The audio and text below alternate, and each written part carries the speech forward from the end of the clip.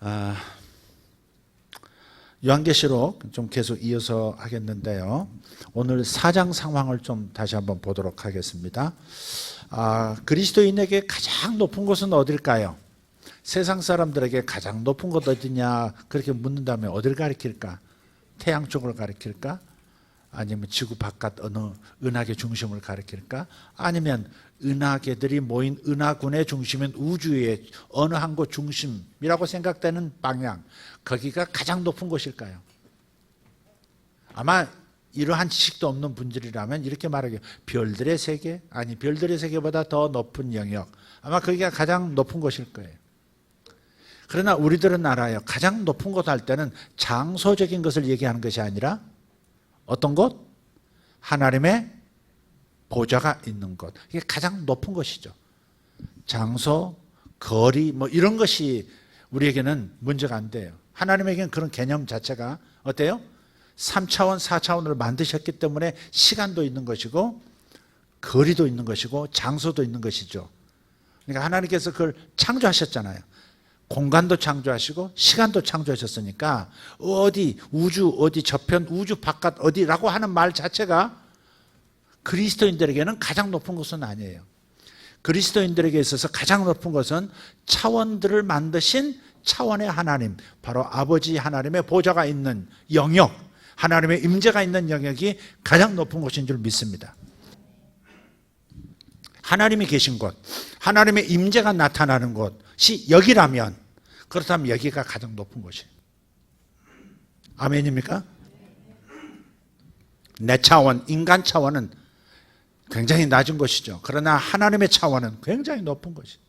그러나 그 하나님의 높은 차원이라는 것은 시공간으로 설명할 수가 없어요. 그래서 제가 차원이라는 단어를 쓰는 거예요.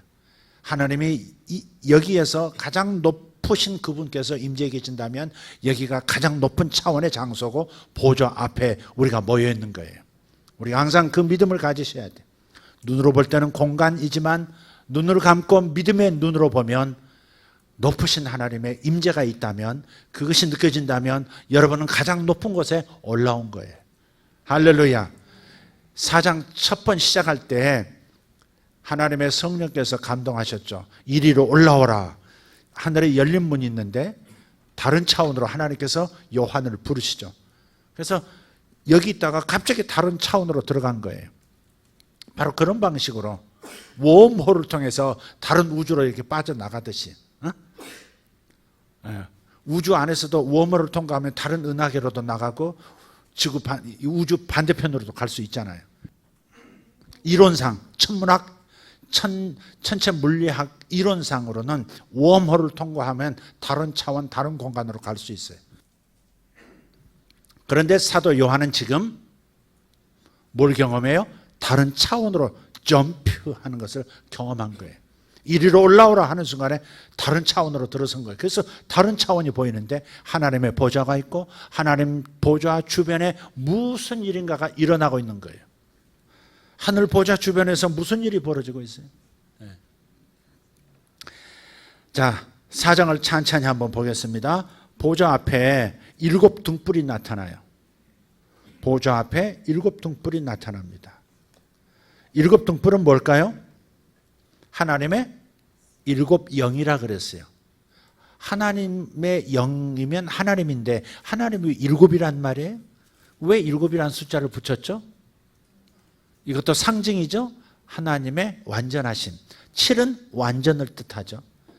그래서 하나님의 영은 완전하시다 그런 거예요. 하나님의 보좌 앞에 7 등불 켠 것이 있으니 이는 하나님의 7 영이라 그랬어요. 7 영은 하나님의 성령이신데 왜 성령이 7으로 표현됐느냐? 성령 하나님은 완전하시다는 거예요. 모든 것을 아신다 그 말이에요. 그래서 고린도 전서 2장 11절을 보면 사람의 일을 사람의 속에 있는 영 외에 누가 알리요? 이와 같이 하나님의 사정을, 하나님의 일을 하나님의 영 외에 누가 알겠느냐 그랬어요.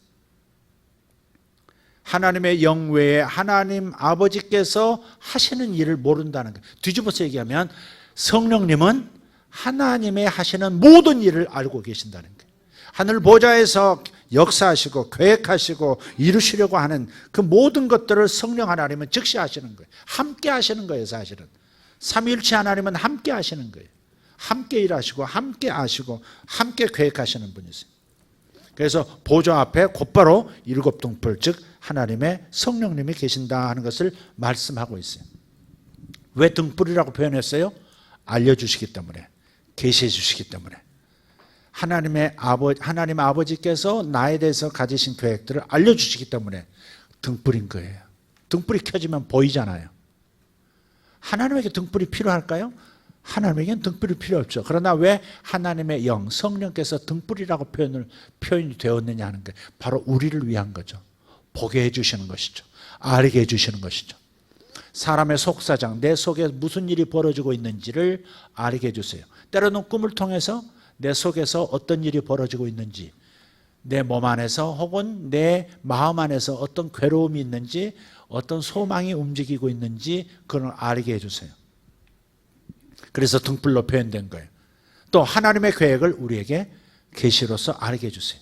이 나라의 운명이 어떻게 될 것인지도 하나님 때로는 알려주세요. 하나님의 종 선지자들을 통해서 하나님께서 나라와 열방을 향한 계획들을 알려주세요. 동의하시면 아멘 합시다. 할렐루야. 자, 두 번째 나타나는 게 뭐예요? 보좌 앞에, 보좌 주변에 유리바다가 있어요. 에스겔서 1장 22절 보면 수정 같은 궁창이 네 생물들 위에 있다는 거예요. 보좌가 있고, 하나님의 보좌가 있고, 수정처럼 맑은 궁창. 궁창은 어떤 공간, 어떤 뭐랄까요? 그런 건데, 수정처럼 맑은 궁창, 하늘을 보통 궁창이라고 그러죠. 근데 굉장히 거리감이 있는 거죠. 보좌가 있고 바로 가까이에 내생물이 있는 것 같은데, 보좌와 내생물 머리 그 사이에 궁창이 있다. 하늘 같은 어떤 영역이 있다는 거예요. 그런데 두렵다 그랬어요. 에스겔서 1장 22절에 보면 두렵다 그랬어요. 두렵다.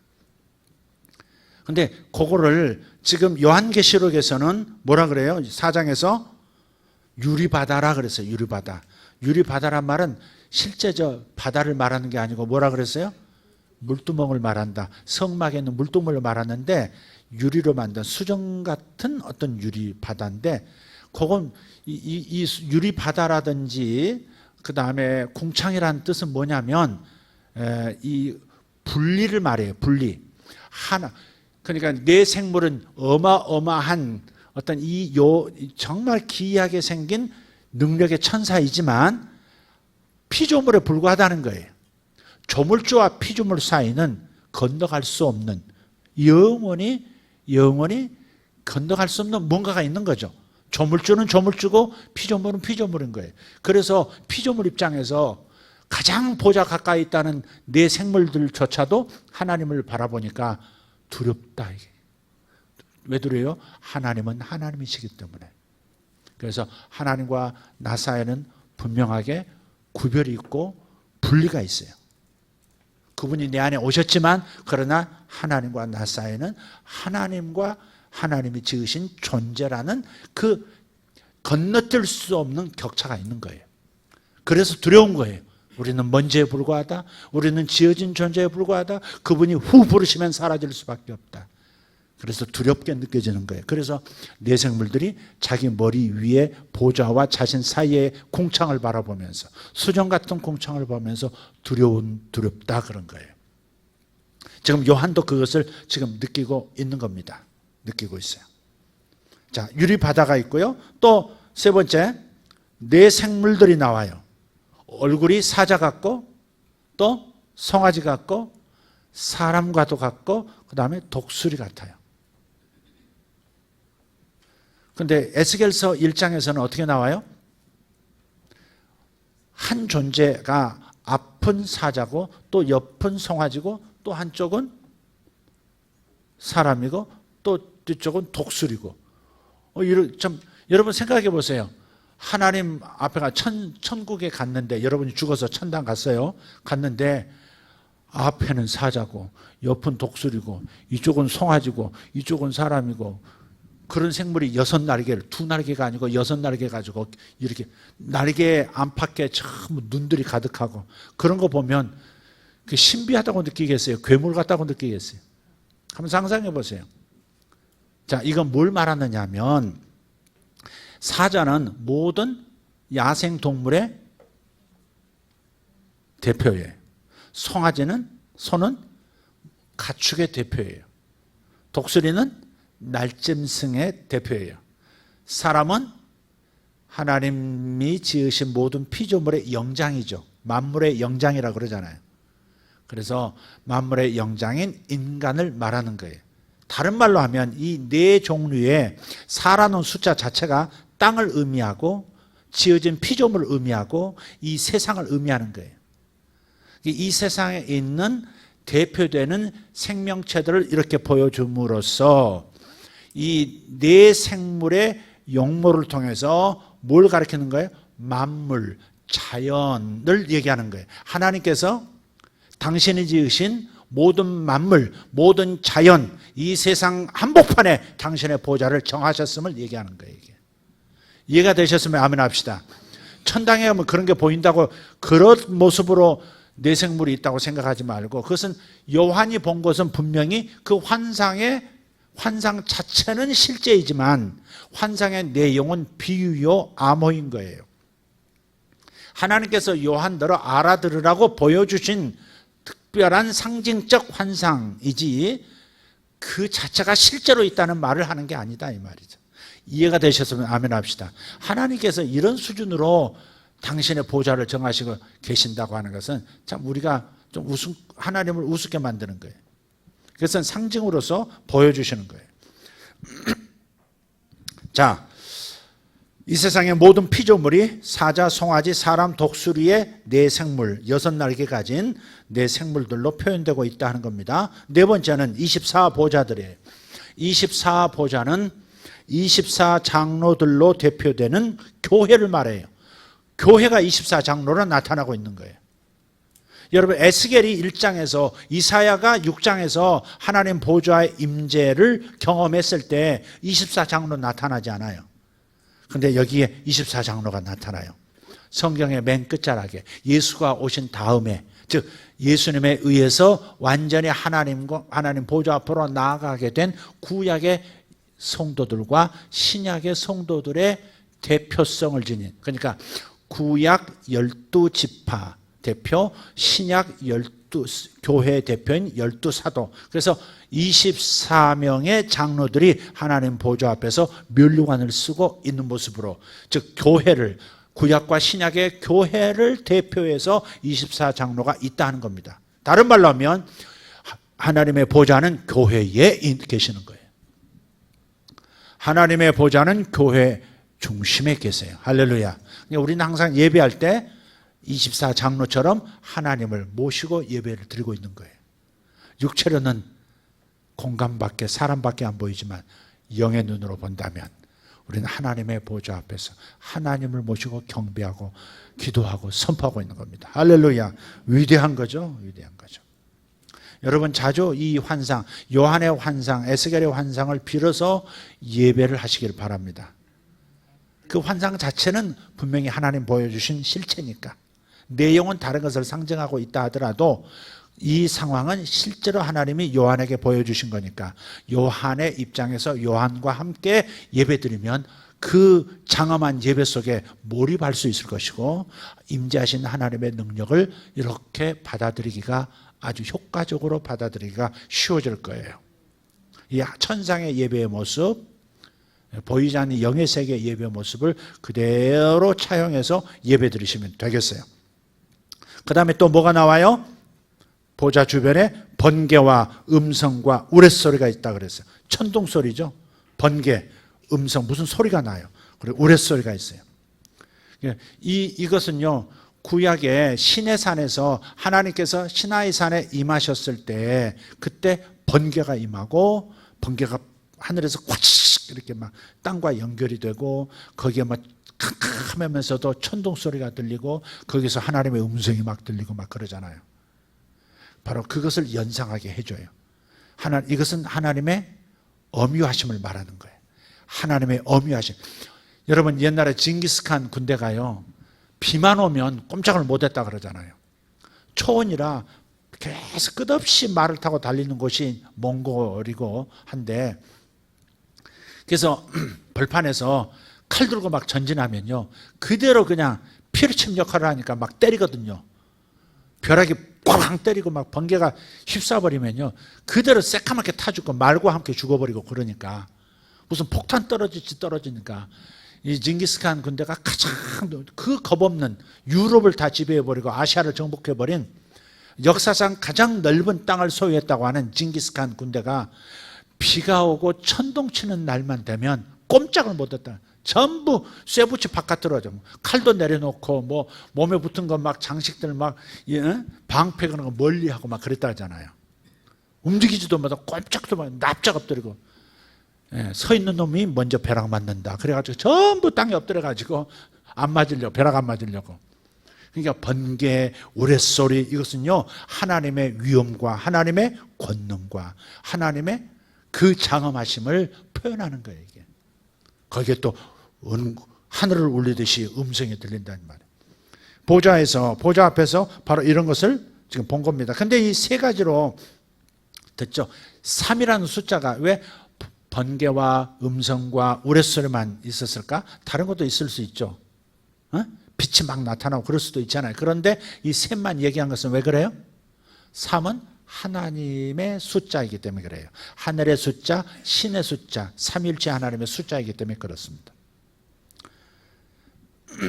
자, 그 다음 두 번째 주제인데요, 하늘 보좌 주변에서 이 네 생물들과 24보좌들과 그리고 피조물들이 뭐 하고 있어요? 하나님께 경배하고 있어요. 첫 번째, 네 생물이 밤낮 쉬지 않고 찬양합니다. 아까 말씀드렸죠. 네 생물은 모든 피조물들을 대표하는 존재라고. 그래서 모든 만물들, 하나님께서 만물들 가운데 계시고 만물들을 주관하시기 때문에 만물들이 당연히 하나님께 경배하는 겁니다. 이게 인간의 언어로 경배하진 않아요. 강물은 강물의 언어로 하나님께 경배하고, 공기는 공기대로, 하늘은 하늘대로, 번개는 번개대로, 새들은 새대로, 동물들은 동물대로, 풀잎은 풀잎대로 각각의 모습과 각각의 언어로 자신들을 지으신 하나님께 경배하고 있는 거예요. 하나님은 어디 계세요? 피조물 가운데 계세요. 피조물 바깥에 계시는 것이 아니라 피조물 안에 들어와 계시는 거예요. 당신이 지으신 피조 세계, 매트릭스 안으로 들어와 계시는 거예요. 만드셨고 바깥에 계실 수도 있지만 안에도 들어오시는 거예요. 우리 하나님은 범신론자가 아니에요. 범신론이 아니에요. 범신이 아니라고. 바위 사이에 물 가운데, 범신론자들은 그러잖아요. 강물 가운데 신이 있다고, 바위 가운데 신이 있다고 그러잖아요. 그래서 바위에도 빌고, 강에도 빌고, 하늘에도 빌고, 바다에도 빌고, 심지어 자신들이 만든 항아리 앞에서 물 떠놓고 빌고 그러잖아요. 그 범신론이죠. 범신론. 그게 힌두이즘이에요. 힌두이즘의 출발을, 불교는 힌두교 이중되니까 계속해서 전부 하여간 이 범신론에 속한다고 보시면 돼요. 그러나 우리 기독교 신앙은 뭐예요? 초월하신 하나님께서 천지를 만드셨어요. 바위가 신이 아니고, 물이 신이 아니고, 하나님은 물도 만드시고 바위도 만드시고 하늘도 공기도 다 만드신 거예요. 아멘. 그래서 하나님은 초월해 계신 조물주 하나님이세요. 그러나 초월하신 그분이 초월자로만 계시면 이슬람하고 똑같아요. 이슬람의 알라는 천지를 지은 신이라고 저들은 생각하고 유일신이라고 생각하지만 한 분밖에 없는 신이라고 생각해서 우상이라고 생각하는 모든 걸 다 파괴해요.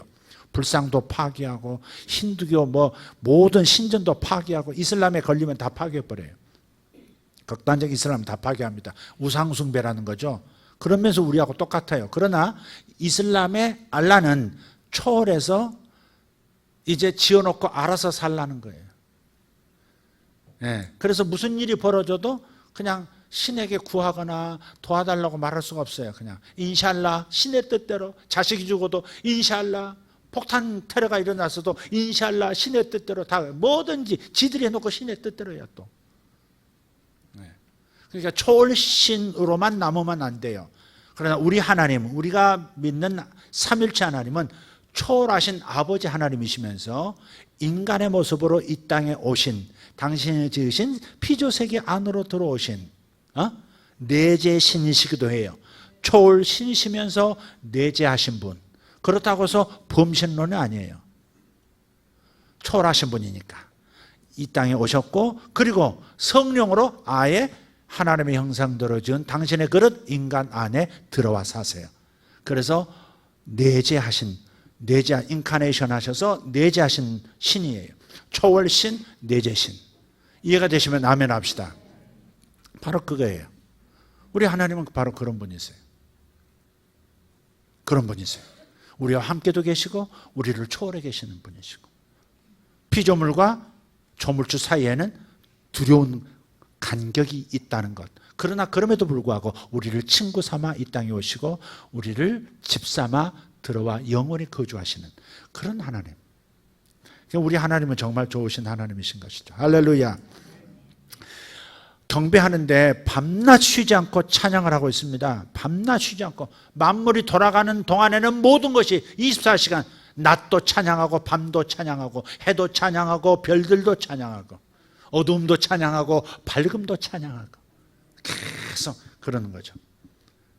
또 두 번째 보니까 그 내생물을 보니까 6날개 안팎에 눈들이 가득하대요. 생각해 보세요. 얼마나 무서워요. 눈이 2개 있는 것 어때요? 우리는 안정적으로 보죠. 여기 가운데 하나 더 있어봐. 여기 3개 있는 한번 생각해 봐. 삽목에 눈이 셋인 사람. 여기도 번쩍 눈 떴다가 감았다가 이렇게 한번 해보라고, 생각해 보라고. 괴물이라고 그러지 않겠어요? 그런데 새가 2날개도 아니고 신비한 동물의 왕국, 신비한 동물 사전도 아니고 말이죠. 그야말로 그런 데서나 볼 수 있는 6개의 날개를 가지고 있고요. 이 머리가 소고 사자고 송아지고 이런 사람이고 또 독수리인 그 생물들이 각각 6날개를 가지고 있다고요. 근데 바깥쪽에서 등 쪽에서 봐도 전부 날개에 눈들이 가득하고 공작새의 그 모양처럼 말이죠. 안쪽에도 봐도 눈들이 가득하고, 이건 뭘 말하는 거예요? 하나님께서 모든 것을 살피고 계신다 그 말이죠. 하나님께서 모든 것을 알고 계신다. 빅브라더의 원천이세요. 표현이 이상하지만 모든 것을 아신, 하나님에 관하여 모든 집중이 있고, 또 동시에 하나님 바깥쪽 천한 만물 가운데 인간을 포함한 모든 세상에 대해서 우주 저 끝까지 다 하나님의 어떤 아심, 하나님의 보심이 있다는 거죠. 그것을 날개를 통해서 눈들이 안팎에 가득한 것을 통해서 보여주는 거예요. 이 환상은 실제 환상이지만 환상 자체가 실제는 아닌 거죠.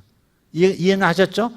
환상 자체는 실제로 요한이 본 것이고 에스겔이 본 것처럼 이사야가 본 것처럼 요한도 본 거지만, 그러나 그 환상 자체가 실제라는 말은 아니다 이 말이죠. 예를 들어 이런 거예요. 에스겔서 37장에 가서 보면, 여기 소리가 좀 멀리 들리는데 좀 도와주시면 좋겠어요. 소리가 멀리 들려요. 에스겔서 37장을 보면 하나님께서 에스겔 선지자를 영으로 이끌어서 어떤 골짜기로 데리고 가세요. 골짜기 가서 보니까 거기에 죽어서 백골만 남은, 뼈들만 남은, 그냥 그 뼈도 진액이 있는 게 아니고 죽은 지 얼마 안 된 게 아니고 물기가 있는 게 아니고 완전히 안과 밖이 다 말라버린 마른 뼈라 그랬어요. 마른 뼈. 도저히 생기라고 하는 있을 수 없는, 생명이라고 하는 다시 불가능한 그런 마른 뼈들이 천지사방으로 그을린 채 흩어져 있는 겁니다. 수천, 수만, 수십만이 뼈들이 막 뒤엉켜 가지고 이렇게 바싹 마른 채로 산을 이루고 있는 거예요. 근데 하나님께서 말씀하세요. 에스겔아, 이 뼈들이 능히 살겠느냐? 그러니까 이게 살겠어요? 인간의 눈 생각으로는 살 수가 없잖아. 이미 죽었는데, 사람이 영혼, 혼이 떠나버렸는데. 그래도 하나님께서 살겠느냐? 말씀하셨으니까 눈치 얼른 채고, 딱 에스겔이 그렇게 얘기하죠. 주께서 아시나이다. 딱 이렇게. 주께서 아시나. 여러분 비결을 가르쳐 드리는 거예요. 되겠느냐? 주께서 아시나이다. 아주 지혜로운 대답입니다. 아닙니다, 깁니다, 뭐 이렇게 대답하지 얻어 터지지 말고 주께서 하시나이다. 이렇게. 베드로도 3번 질문 받으니까 나중에 열받아가지고 주께서 내가 주를 사랑하신 줄을 주께서 아시나이다 그러잖아요. 뭐 신경질적으로 그런 건 아니지만, 그래 이제 에스겔이 주께서 하십니다 그랬더니 뼈들에게 대언하라. 대언하라. 나를 대신해서 내게 감동받은 대로 선포하라. 뼈들아 사방에서 모여와 결합하라 선포하잖아요. 그랬더니 막 동대문에 있는 뼈도 막 기어오고 저 대가리는 쫙 굴러가지고 저 한남동에 가 있는 거 그냥 쫙 가서 붙고, 목뼈가 붙고 막 다리뼈가 저기 영등포에서 와서 턱 붙고 막 이런 식으로 해가지고 자기 뼈를 다 찾아가지고 뼈들이 떨그덕떨그덕 하면서 이제 일어나는 겁니다. 이게 환상 가운데 일어나는 일이에요. 또 말씀하세요. 거기에 근육이 생기라고 대언하라. 근육아 있으라. 힘주라 붙어라. 신경들아 생겨나라. 막 다 선포하잖아요. 피부야 저 근육을 덮으라. 피부까지 완전히 겉으로 보면 살아있어요. 눈도 있고 다 돌아왔어요. 근데 생명이 안 들어온 거예요. 생기야 사방에서 불어와 모든 이 살아난 이들에게 들어가라 이렇게 선포해요. 전부 대언입니다.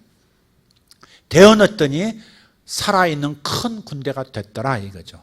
자, 한번 생각해 보세요. 에스겔이 본 것은 뭡니까? 실제 본 겁니까? 그냥 자기가 하나님의 어떤 메시지를 막 이렇게 막 만들어서 이렇게 표현하는 겁니까? 실제를 본 거예요. 하나님이 보여주신 환상을 실제 본 거예요. 그런 의미에서 차용이라는 단어는 사실 어울리지 않아요. 실제로 본 겁니다, 환상을. 그런데 그것이 현실 속에서 진짜 뼈들입니까? 아니죠. 죽은 자들이 진짜 살아난 게 아니죠. 그럼 뭘 비유한 거예요? 지금 에스겔의 환경이 뭐예요? 에스겔은 지금 어떤 사람이에요? 제사장이에요. 에스겔은 원래 제사장인데 선지자가 됐어요. 왜? 하나님의 계시를 받기 시작했으니까. 근데 이 에스겔이 어디서 이 환상을 보았느냐 하면 바벨론에서 본 겁니다. 바벨론 그발 강가에서 본 거예요, 이게. 그러니까 이스라엘이 망했잖아요. 남쪽 유다가 망해가지고 제사장부터 시작해서 엘리트들이 전부 사로잡혀가지고 저 바벨론 지역으로 여러 군데 흩어나 버린 거예요. 나라가 망한 겁니다. 그런데 그 나라가 망해가지고 답답한 이 현실 속에서 제사장으로서 나라를 지키지 못했던 이 이스라엘의 엘리트로서 괴로움을 느끼면서 포로 생활이 너무 괴롭고 나라가 회복될 수 없다는 절망감 속에서 지금 살아가고 있는 겁니다. 이럴 때 하나님께서 환상을 통해서 지금 뼈들이 모아져서 큰 군대를 이루는 것을 보여주신 거예요. 그러면 이 환상의 내용은 무엇을 비유한 것입니까? 이스라엘의 회복을 보여주신 거예요. 이스라엘이 다 흩어졌지만, 죽임당하고 다 흩어졌지만 어느 때가 되면 하나님께서 약속하신 그 70년이 차면 다시 고토로, 즉 이스라엘로 돌아와서 하나님의 선민 백성을 다시 이루는 것을 지금 비유로서 환상을 통해서 보여주신 거예요. 자, 이것이 실제 환상이었으면서 그 환상은 현실 속에서는 실체가 아니라 무엇인가를 비유해서 말하고 있다는 사실을 인정하신다면, 그렇다면 요한이 지금 보고 있는 하늘의 광경 역시 어떻게 생각해야 돼요? 하나님이 보여주신 천상에 대한 환상은 실제 하나님이 보여주신 거지만 거기 나타나는 심벌들, 상징들은 어때요? 무언가를 비유하고 있는, 무언가 메시지를 담아내고 있는 상징이라는 겁니다. 이해되셨으면 아멘 합시다. 그러니까 천국 가면 이 소대가리, 독수리 대가리, 사람 대가리가 합쳐진 이상한 생명체를 버리라고 생각하지 말고 이것은 비유요 어떤 암호체계라는 것을 여러분 빨리 눈치채셔야 돼요. 이해되셨죠? 네, 바로 그거예요. 네, 그걸 아는 게, 이걸 구분하는 게 매우 중요한 것이에요. 자, 그리고요, 이 네 천사가 외치는 게 뭐예요? 세 번째입니다. 거룩하다, 거룩하다, 거룩하다. 전에도 계시고 이제도 계시고 장차 오실 분. 그러잖아요. 거룩하다, 거룩하다, 거룩하다 몇 번이에요? 세 번. 3은 무슨 숫자라고? 하나님의 숫자, 신의 숫자, 하나님의 숫자라고요. 그런데 이스라엘의 영법 중에 같은 단어를 3번 반복하면 그것은 점층적으로 이렇게 점점 강조함으로써 best of best를 얘기하는 거예요. 최상급을 표현할 때 같은 단어를 3번 반복해. 거룩하다, 거룩하다, 거룩하다는 하나님이야말로 완벽하게 거룩하시다. 최고로 거룩하신 분이시다. 최고의 존재이시다. 라고 말하는 거예요. 최상급을 표현할 때 이스라엘 사람들은 3번 같은 단어를 반복한다. 그 뒤에 전에도 계셨고 이제도 계시고 장차 오실 분이시라고 고백하고 있어요. 찬송하고 있어요. 전에 계신 분, 지금도 계신 분, 미래에도 오실 분. 이건 뭘 말해요? 하나님은 시간을 만드신 분이고 그래서 역사의 주관자이시고 역사를 주관하시는 분이시라는 거예요. 지금 요한이 처한 처지는 뭐예요? 에스가라고 똑같아요. 로마 제국에 의해서 이스라엘은 식민지 상태가 되어버렸고 예루살렘 성전은 다 회파되어 버렸고 예루살렘에 있던 100만에 가까운 사람들은 다 도륙을 다해서 피가 강처럼 흐르고 자신은 살아남아가지고 저 소아시아에서 복음을 예수를 전하다가 지금 로마 제국에 사로잡혀가지고 어디로 갔어요? 에스겔처럼 반모 섬으로 유배를 가가지고 그곳에서 교회가 어떻게 되는지 성도들은 죽지는 않았는지 어디 잡혀가서 두려워 떨고 있지는 않은지 교회는 해체되지 않았는지 계속 답답한 현실 속에서 하나님이 하늘을 열어 에스겔에게 보여주시듯 지금 보여주신 거예요. 천상의 상황을 보여주신 거예요. 역사의 주인은 하나님이시라는 거예요. 전에도 계셨고 지금도 계시고 장차 오실 분. 지금 현실은 로마 제국이 지배하고 있는 것 같고 지금 현실은 기독교가 로마 제국에 의해서 회파되는 것 같지만 그러나 역사의 주인은 하나님이시다. 과거에도 지금에도 장차 그분은 여전히 이 세상 역사를 주관하고 계시고 당신의 뜻을 이루실 것이라고 하는 사실을 지금 천상의 네 생물들이 찬양하는 것을 통해서 깨닫는 겁니다. 아, 역사의 주인은 하나님이시지. 도미티아누스 황제가 아니지. 우리 주님께서, 우리 하나님께서, 우리 예수님께서 역사의 주인이시지. 그러니 하나님 뜻대로 결국은 이 땅에서 우리 교회가 승리자가 될 것이고 성도들이 면류관을 받고 세상을 통치하는 능력의 권세자로 인정받게 될 거야. 로마 제국은 뒤집힐 거야. 할렐루야. 그렇게 지금 경험하고 있는 거예요.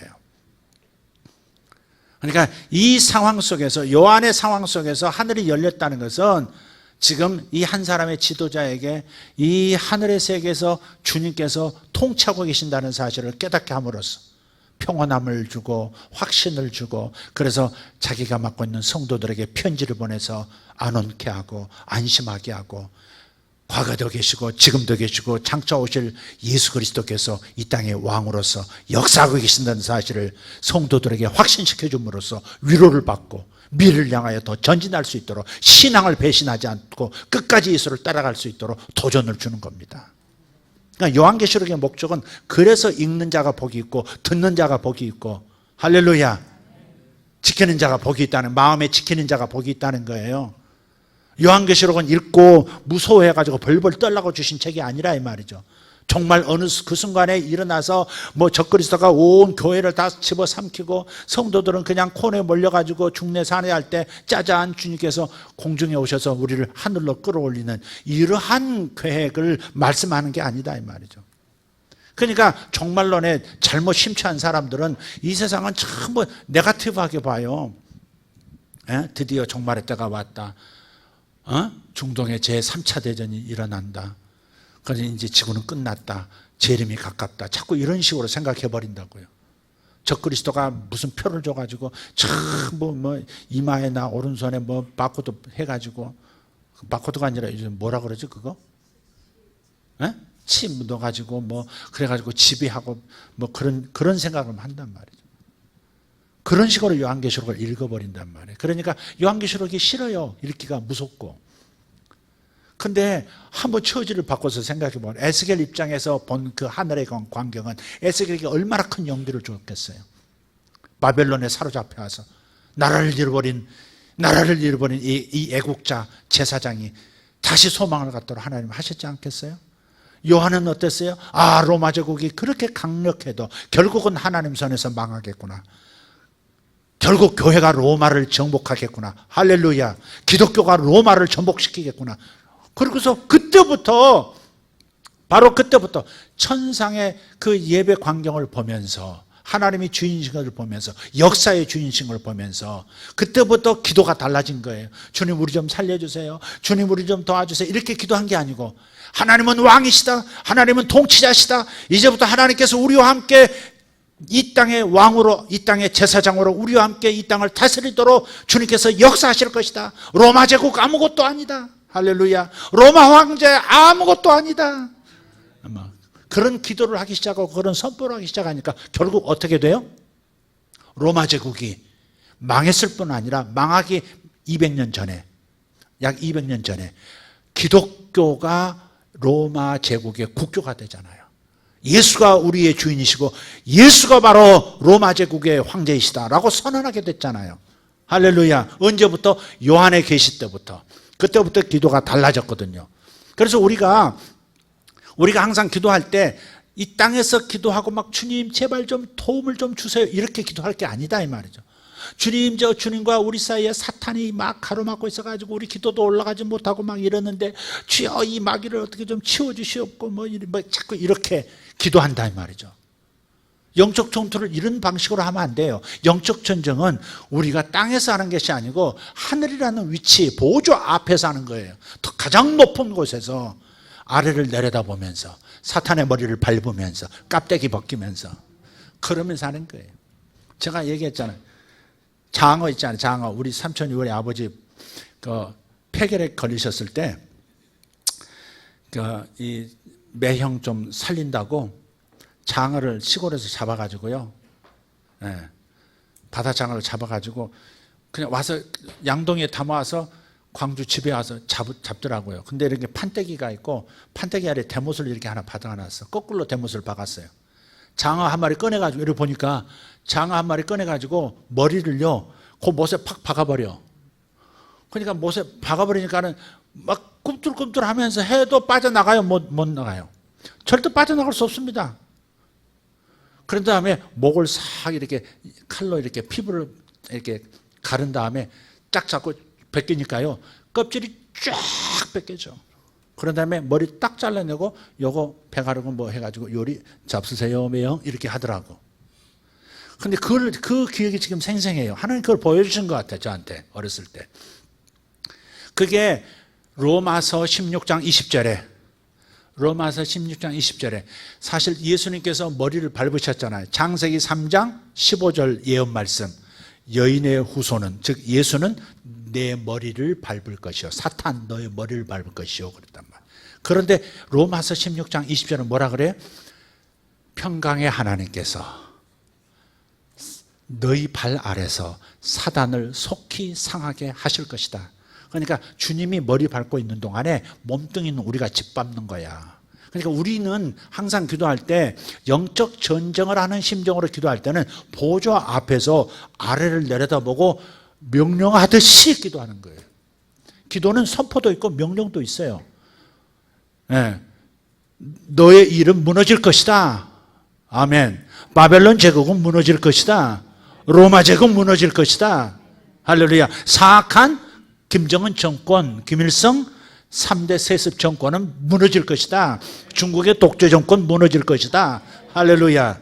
중국의 공산당 더 이상 영향 끼치지 못한다. 러시아 아직 긴가민가 하고 있는데 완전히 벗어나. 이렇게. 그래서 우리가 통치자라 이 말이에요. 통치자.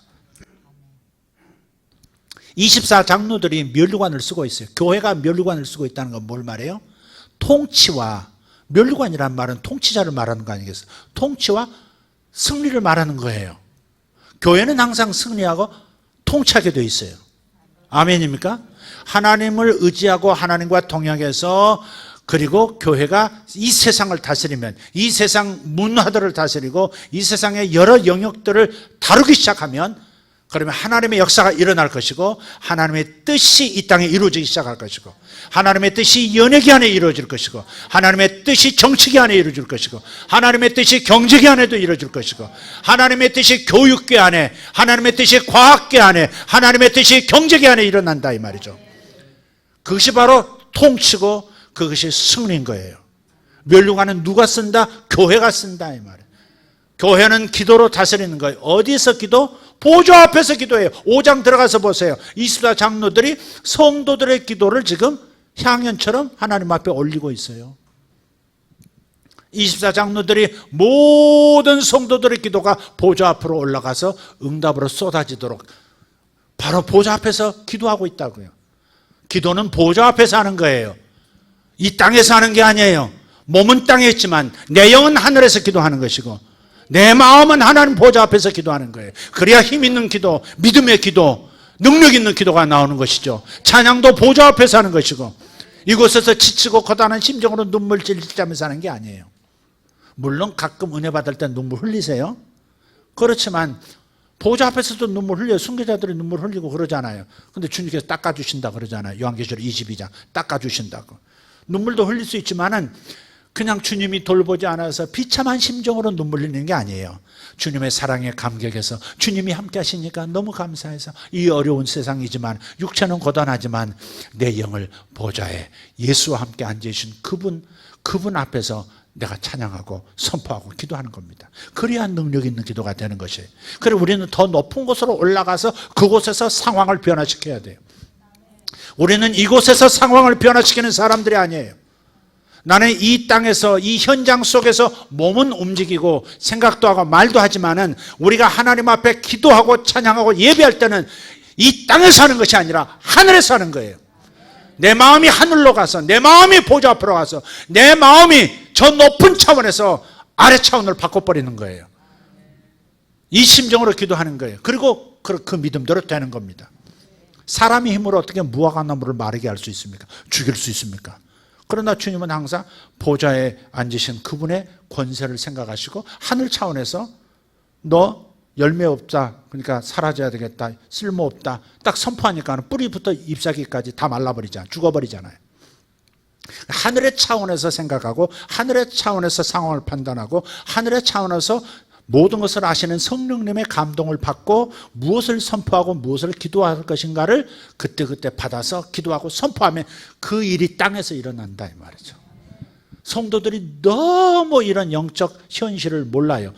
육체적 현실에 밝지 세상에서 똑똑하고 육체적 현실 속에서는 상황 판단을 다 하고 뭐 이렇고 저렇고 하지 영적 현실이 어떤 것인지를 모른 채 기도하고 있다고요. 신앙생활을 우리가 어떤 위치에서 어떤 사랑을 받고 어떤 멸류관을 머리에 쓰고 기도하는 존재인지 선포하는 존재인지 세상을 통치하는 존재인지를 잊어버리고 자기 정체성을 잃어버리고 땅의 정체성만 가지고 살아가는 거예요.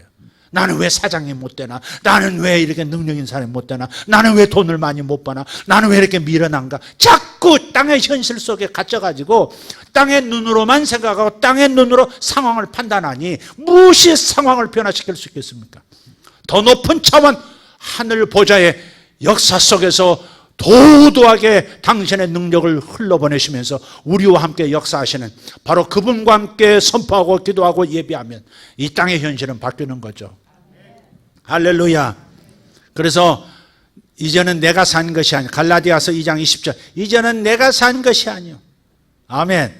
나를 사랑하사 나를 위하여 자기 자신을 버리신 예수 그분을 위하여 살고 그분이 내 안에서 나를 통해서 사시는 거다 이 말이에요.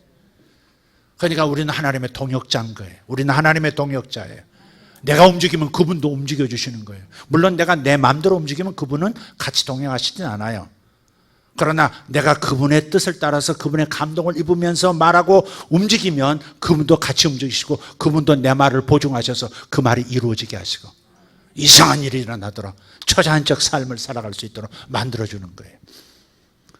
그래서 여러분이 에스겔서처럼 에스겔 선지자처럼 대언하는 게 중요한 거예요. 성령의 감동을 하나님 보좌의 차원에서 하나님께서 무슨 일을 하시나 7 등불이신 성령께서 비춰주시는 조명하심을 받아서 선포할 것을 선포하고 다시 말해서 금지할 것은 금지하고 마귀의 일은 금지하고 하나님의 일은 풀려나도록 이렇게 선포하면 천국 열쇠를 가진 자가 우리이기 때문에 그런 일들이 일어나는 거예요. 땅에서 열쇠 사용하려고 하면 안 돼요. 하나님 보좌 앞에서 하나님의 권위를 가지고 하나님과 함께 할렐루야 그런 위엄을 가지고 주의를 하시는 거예요. 주님의 영적 동역자, 기도자가 되면 역사가 일어나는 겁니다. 저는 믿어요. 저는 정말 믿어요. 하나님께서 성령의 감동으로 보여주신 일은 이 땅에서 어떻게 뒤집어지는 것 같아도 반드시 그것은 이루어집니다. 이 나라에 대해서 하나님께서 하시겠다고 제게 알려주셨고 선포하신 일은 반드시 그대로 일어날 걸 저는 믿어요. 상황이 아무리 악화되는 것 같아도 상황이 아무리 내 생각과 반대로 하나님의 약속과는 반대로 가는 것 같아도 그렇지 않다는 것이에요. 하나님은 하나님의 일을 하실 거예요. 나는 하나님 주신 감동하신 말씀을 회수하지 않아요. 그 말씀을 뒤로 물러서게 하지 않아요. 하나님의 말씀은 반드시 이루어질 겁니다. 이 나라는 새롭게 될 것입니다. 이 나라는 새롭게 될 것입니다. 악화되는 것 같아도 새롭게 될 거예요. 틀림없습니다. 할렐루야. 그것은 보좌 앞에 사는 자의 담대함입니다. 여러분도 보좌 앞에 있는데 보좌 앞에 있는 것처럼 생각하고 살지 않아요. 그래서 그렇게 힘이 없는 거예요. 그래서 역사가 안 일어나는 거예요. 여러분 재정에도 역사가 안 일어나는 까닭은 주님 제발 불쌍히 여기시고 좀 돈 좀 주세요. 이런 식으로 기도하니까 역사가 안 일어나는 거예요. 하나님은 당신 자식이 구걸자가 되기를 원치 않으세요. 탕자가 기도할 때 어떻게 기도해요? 아이고 제가 잘못했는데 죄책감이 제가 많아가지고 내가 아버지라 부를 수가 없네요. 아버지 그냥 종놈 하나로 써주세요. 이러고 안 자빠졌어. 탕자가 아버지 주신 물려준 거 가지고 다 낭비하고 돌아왔잖아요. 거짓골하고 돼지하고 식사하다가 돌아왔잖아요. 더러운 돼지 냄새 풀풀 풍기면서 할 말이 없으니까 내가 아버지가 하늘에 죄를 지었나이다. 저를 아들로 생각하지 마시고 종놈 품꾼의 하나로 좀 그냥 붙여만 주시고 새끼 먹을 것만 좀 주세요. 이렇게 얘기해요. 그럴 때 아버지가 닥쳐 이 자식아 탁 이렇게 아마 그랬을 것 같아요. 이 여자식 방정 탁 입을 탁 때리고 키스를 쭉 하면서 내 아들 그러면서 딱 돌이켜가지고 내 아들에게 가장 좋은 옷을 가져와라. 제일 좋은 신발 가져와라. 제일 비싼 목걸이 가져와. 내 인장 반지도 얘한테 끼워줘. 막 그러잖아요. 왜 아멘이 없대? 성경에 있는 얘기야. 우리가 다 돌아온 당자처럼 살면 안 된다니까. 아버지는 전혀 간격이 없어. 근데 아들 스스로 간격이 있는 거야. 나를 그냥 새끼만 먹게 해주시면 좋겠네요. 이 정도 수준으로 아버지도 자기 같을 거라고 생각하는 거야. 근데 아버지는 아니야. 넌 죽었다가 다시 산 내 아들이고. 아이고 너 때문에 내가 죽을 뻔했다 이 자식아. 진짜 죽을 뻔했다. 그래서 내 모든 좋은 거 다 줄게. 더 옛날보다 더 좋은 거 줄게. 막 이러시잖아요. 그게 아버지 마음이거든. 네. 그러니까 아버지 아들로 살아야지 종놈 중에 하나로 이렇게 살면 안 돼요. 자기 정체성을 제대로 알라고. 우리가 부족하고 우리가 형편없어도 영으로는 그분의 완벽한 아들이고 예수님과 똑같은 수준의 의로움을 가졌단 말이에요. 마음은 죄가 많아도 영은 완벽하게 죄가 없는 성령으로 봉인된 상태에 완벽한 예수님과 똑같은 수준의 의로움, 하나님 앞에 설 수 있는 자격이 내게 있어요. 그러니까 보좌 앞에도 언제든지 나가는 거지. 언제든지 보좌 앞에 나가서 뭐가 이렇게 죄진 게 생각나거든. 주여 예수의 보혈로 용서해 주시고 감사합니다 하고서 다시 돌아서서 주님 절해 주세요. 절하십시다. 이렇게 나가야 된다. 이해되시면 아멘 합시다. 죄를 가볍게 얘기한 말은 아니에요. 회개해야 될 때는 깊이 해야 되지만 어쨌든 그런 담대함을 가지고 보좌 앞에서 주님과 함께 통치하는 여러분 되기를 바라요. 아멘. 여러분이 어디 계세요 지금? 정부 안에 계세요? 여러분이 경제가 안에 계세요? 여러분을 통치자로 그곳에 보내신 거니까 하나님의 뜻이라고 생각되는 일이 일어나도록 여러분이 보좌 앞에서 저 땅에서 그 일이 일어나야 된다고. 저 아래 대한민국에서 그 일이 일어나야 한다고. 그렇게 명령하면서 주님 앞에 주의 이름으로 말씀을 가지고 선포하면서 기도하면 훨씬 역사가 빠른 거예요. 이것이 초자연적인 삶을 사는 거예요. 따라합시다. 더 높은 곳으로 올라가서 상황을 바꾸자. 더 높은 곳으로 올라가서 상황을 바꾼다. 이것이 오늘 메시지의 핵심입니다. 항상 높은 곳으로 내 위치가 거기니까 적어도 하나님 찾을 때만은 땅에서 빌빌대면서 기도하지 말고 하늘 보좌 앞에서, 하나님 앞에서 하나님과 함께 기도하시고 하나님과 함께 생각하고 하나님과 함께 바라보는 이런 시각을 기르셔야 돼요. 저는 그렇게 했었어요. 실제로 그렇게 했어요. 기도할 때 앞에서 기도하는데 교회가 은혜가 기름 부음이 하나님 임재가 안 나타나는 거예요. 하나님 임재가 안 나타나요. 막 하나님 임재를 아는 사람으로, 그때가 이제 18, 19대인데 너무 괴로운 거예요. 예배인데 왜 하나님의 임재가 안 느껴지느냐 이거죠. 찬송은 하는데, 설교도 있는데, 막 해서 간증도 있는데 하나님의 임재는 안 느껴져. 그 임재를 아는 사람은 이게 얼마나 괴로운지 몰라요. 임재가 안 느껴지면 굉장히 괴롭습니다. 미치겠습니다. 그래서 임재가 안 느껴지면, 그러면 저는 찬송도 찬양을 부르긴 부르지만은 정말 이렇게 영혼의 양식이 되질 않으니까 그때는 막 하나님 앞에 어떻게 기도해야 될까 하고서 하나님 앞에 엎드려 있다가 제가 내 자신을 떠나요. 이렇게 앞에서 무릎 꿇고 이제 기도할 때인데, 그 예배 드릴 때인데, 이렇게 있다가 제가 제 자신을 의식적으로 떠나요. 이렇게. 그래서 이렇게 실제로 내 영혼이 내 몸을 빠져나간다는 얘기가 아니라 내 의식이 의식적으로 기도하고 있는 나를 내려다보면서 높은 곳으로 가요. 그리고 주님과 함께 나란히 서서, 주님, 제가 저기서 기도하고 있어요. 제가 저기서 기도하고 있는데요, 오늘 성도들에게 은혜가 임해야 되지 않겠습니까? 우리 목사님에게 기름 부음이 임해야 되지 않겠습니까? 하나님 임재가 안 나타나고 있어요. 주님 들어주실 거죠? 성경 구절에 마태복음 7장 7절에 구하라 구할 것이요, 찾으라 찾을 것이요, 두드리라 열릴 것이니라. 구하는 자에게 구해지고 찾는 자에게 찾아지고 두드린 자에게 열린다고 하셨죠. 또 14절에 그렇게 말씀하셨잖아요. 내 이름으로 무엇이든지 구하면 내가 시행하리라 하셨잖아요. 시행하리라고 하셨잖아요. 제가 그러고서 그렇게 말씀드린 다음에, 광서봐, 위에서 주님과 함께 얘기하는 거예요. 지금 광서봐, 응답됐어. 그분 들으셨어. 주님 들으셨어. 일어나서 찬양해. 그런 다음에 찬양을 해요. 다시 내 의식으로 돌아와서 찬양해. 그 순간에 하나님 임재가요, 그 잠깐 사이에 오기도 하지만 좀 있다 오기도 하는데요, 끝까지 이렇게 믿음으로, 이미 알려드렸으니까 그분이 시행하신다는 믿음을 가지고 그 믿음을 포기하지 않고 쫙 나가잖아요. 그러면 하나님 임재가 갑자기 확 옵니다. 그러니까 나중에는 우리 교회에서 가만히 우리 담임 목사님, 그 선교사님 눈치가 보아니까 광섭이가 엎드려 있다가 일어나면 하나님의 은혜가 임하더라, 그걸 아신 것 같아요. 지금은, 그때 목사님 이런 얘기를 나눠본 적은 없어. 그러나 지금 생각하면 목사님 태도하는 걸 보면 제가 엎드렸을 때는 임재가 없고, 일어나서 갑자기 액션을 취하기 시작하면 임재가 온다는 것을 목사님도 눈치채셨던 것 같아요. 그때는 난 그런 것도 생각 안 했어요. 그냥 나의 존재가 중요한 게 아니었으니까. 근데 정말 임재를 불러오는 한 사람만 하나님 임재를 불러와도요, 모셔와도 그 사람 때문에 이 사람을 통로로 해서 확 임재가 이렇게, 실제 하나님의 임재가 현실 속에 나타나는 거예요. 현실 속에. 그때 역사 일어나고, 막 방언할 사람 방언하고, 회개할 사람 회개가 일어나고, 치료받을 치료가 일어나고 막 그러거든요. 예, 그래서 우리가 기도할 때 항상 그 높은 차원으로 가는 게 중요하다. 높은 곳에 올라가 상황을 바꾼다. 나를 교차해가는 수많은 사람들의 삶도 바꿀 수 있고, 나는 내가 하는 믿음의 말로 다른 사람의 삶도 바꿀 수 있고, 내가 속한 나라도 바꿀 수 있다는 확신 가운데 살아가는 겁니다.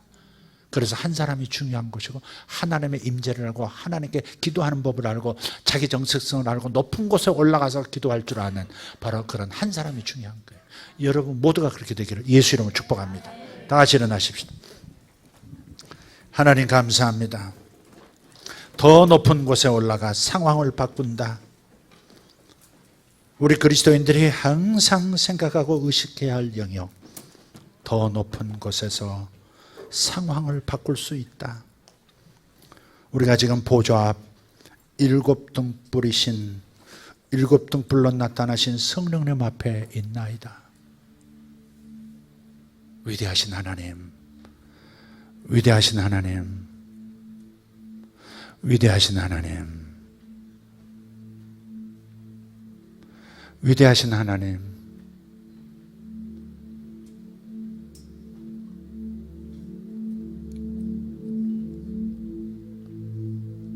성령 하나님 임하소서. 성령 하나님 감사합니다. 일곱 등불이신 성령 하나님, 하나님의 모든 것을 아시는 성령 하나님, 우리의 모든 상황을 다 아시는 성령 하나님, 하늘과 땅을 통일시키시고 하늘과 땅을 이어주신 성령 하나님, 예수 그리스도 성자 하나님 감사합니다. 우리가 보좌 앞에 서 있습니다. 우리가 하나님의 보좌 앞에 서 있습니다. 우리에게 이미 승리의 면류관, 이길 수 있는 권위를 주셨고 하늘과 땅의 모든 권세를 가지신 예수님께서 위임하신 그 권세, 그 통치권 우리에게 있습니다. 대한민국을 내려다봅니다. 저 북한 땅을 내려다봅니다. 동아시아 우편 일본을 내려다보고 좌편 붉은 용 중국을 내려다봅니다. 흰곰 러시아를 바라봅니다. 주님께서 통치하고 계심을 믿습니다. 이 한반도가 하나였던 때가 있었습니다. 그러나 둘로 갈라졌습니다. 주님께서 중국의 공산당의 사상을 뿌리쳐 흔들어 버리시고 이 시간 예수 이름으로 북한의 공산 정권도 뿌리쳐 썩은 이 흔들리듯 흔들리게 하여 주시옵소서. 주님 감사합니다. 그리하여 새이빨이 돋아나듯이 하나님 북한의 새로운 정권이 세워지고 저 눌린 백성들, 인민들이 진정한 자유에 이르도록 역사하시는 것을 바라시니 감사합니다. 할렐루야, 할렐루야. 주님 감사합니다. 주여, 주의 권능을 풀어놓습니다. 예수 이름으로, 예수 이름으로 저 중국 공산당, 북한 정권이 기댈 수 있는 유일한 힘, 기댈 언덕, 예수 이름으로 지진이 일어나듯 흔들어 주시옵소서. 중국 정권은 흔들릴지어다. 예수 이름으로 공산 정권과 사상들은 흔들릴지어다. 모든 이론가들도 뒤로 물러설지어다. 북한의 주체 사상들 예수 이름으로 아무것도 아닌 것으로 땅에 던져오니 예수 이름으로 땅에 짓밟히게 하여 주시옵고 사람들 마음에서 아무런 가치가 없는 것이고 독인 것을 깨닫게 하여 주시옵소서. 주님 감사합니다. 러시아도 한반도가 통일될 때까지 꼼짝하지 말지어다. 중국도 한반도에 역사하지 못할지어다. 예수 이름 명하노니 북한 정권은 흔들리라. 김정은 정권은 흔들리라. 예수 이름으로 명하노니 흔들려라. 그리고 뿌리 뽑혀라. 이 땅에 그 북한의 공산주의의 영향을 받은 김일성주의 주체 사상파들 예수 이름으로 다 드러날지어다. 다 드러나라. 숨은 이론가들, 숨은 계획자들 예수 이름으로 다 드러나라. 문화계에서도 드러나고 경제계에서 정치계에서도 드러나고 교육계에서도 드러나고 모든 노동계에서도 드러날지어다. 그리고 소멸될지어다. 예수 이름으로 소멸되라. 소멸되라. 주님 감사합니다. 이곳에 하나님 예수 그리스도 영광만 나타나게 하여 주시옵소서. 다시 한번 북한에 부흥이 일어나게 하여 주시옵고 대한민국의 교회들이 연합하여 큰 부흥을 이루게 하시옵고 하나님 교회의 권세를 회복하게 도와 주시옵소서. 예수 이름으로 교회들은 일어날지어다. 예수 이름으로 성도들은 일어날지어다. 더 높은 곳으로 올라오라. 더 높은 곳으로 올라오라. 성도들아 올라오라. 교회들아 올라오라. 어린 양의 신부 새 예루살렘 교회들아 올라오라. 그리고 일어나라. 역사하라. 할렐루야, 할렐루야, 할렐루야. 주여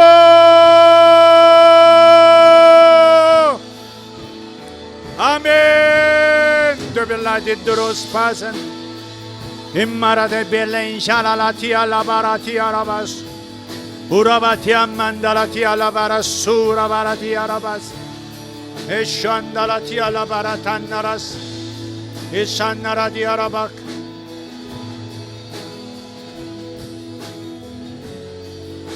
Imaradia rabak galindolo the Lord, the Spirit of Marigariat. Irarararararararabatatatatatatatakas.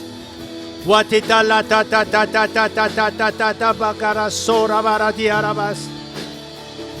Urabatia rabasharabatia labasorabalatia. 중국아 흔들리라. 중국 공산당아 흔들리라. 북한 공산당아 뿌리쳐 흔들리라. 중국 공산당 뿌리 뽑힐지어다. 델라자라카리아 토라마사라발라티앙 인자라티아라바라티아라가레 소라바티아 완다라티아라바소라발라티아라바스 홀리 홀리 홀리 우라바라바라가리아스 번개 번개 번개 번개 음성들 음성들 음성들 우레소리 톨 톨 우레소리 우레소리 바바라다 바바라카 파라다타라기야라바라디아라바스 우라다라다라카라다라바라디아라바라스 유라사라비아라바가리아바 우라라라라라바티아라바카라다마시 Dure servelati arabasandara di arabarak. Dure servendari ondoros pasendorot. Gale sorvallati annara galetannaras. Ore denneri arabari antoro dalla sharaballakam. Come, shebela donnolo di alabara di arabakannoros. Uravatinara di baradi allash. Ore bendarion toro de masarabalati arabas. Urabatandaras belandirior karnamash. Ushana la karibanna la karias. Hararararararararabatata. Korukada, korukada, korukada. Holy, holy, holy. 우리 하나님, holy, holy, holy. 우리 주 하나님 holy holy holy holy holy holy holy holy holy 주께서 만물을 통치하신다. 주께서 중국을 통치하신다. 주께서 러시아를 통치하시고 주께서 일본을 통치하신다. 주께서 북한을 통치하시고 대한민국을 통치하시도다. 바바라라라라라라라바타타카레타 메타라카타라타타파카라타파라라카티아 오샤라라라바타타카라타파카리아 델라타타라카리아 서라발라티아라바 악한 권좌들아 내려오라. 악한 권좌들아 있는 자리에서 내려오라. 벤날라카리아 악한 땅의 보좌들은 흩어버리노라. 힘을 잃을지어다. 악한 권좌들은 힘을 잃을지어다. 거바바바발라타바라라키아라바스 하나님을 대적하는 권좌, 사랑이 없는, 정의가 없는, 공의가 없는 권좌들은 흔들리라. 내려오라. 내려오라. 내려오라. 모바라디베레 두바라 샤라발라케 바란 우라라바타타타카라 타타라마카리아스 우라다라라라라발라라카바라바바라카바 예레셰레레레베테레테레테레테레테베레캄 우라라타바라카라라바타타카나라디벨란다라티아 Holy Devele la la la la bala de belangara di arabas. 우레델레데레베 오 흔들리라 벨라바샨나라티아라바 중국은 흔들리라 흔들리라 북한 흔들리라 흔들리라 내가 너를 흔드노라 예수 이름으로 흔드노라 게베레데베레데베레데벨란다라디알라바라디아 아멘 오베레딜라젠다라이알라발라키아라바스 영광과 존귀와 권능이 우리 하나님께 영광과 존귀와 권능이 우리 예수 하나님께 예수 하나님께 영광과 존귀와 권능이 성령 하나님께 영원히 영원히 영원히 할렐루야 까라라라바따라델라다라리아라바 오라라라리아라바 샤라발라타라만다라디알라바라디아 오레데레데레데레베레게리두바라샤라바라디아 오레데레데레베레가리안다라디알라발란다라디알라바 할렐루야 할렐루야 할렐루야 만물들아 응답하라 천사들아 화답하라 교회가 열쇠를 들고 명하노니 만물들아 화답하라 영광과 존귀와 권능이 삼일째 하나님께 영원히 영원히 영원히 만물들아 화답하라 천사들아 화답하라 생물들아 화답하라 기바라디아라바라디아라바샤라발라티아마 할렐루야 할렐루야 할렐루야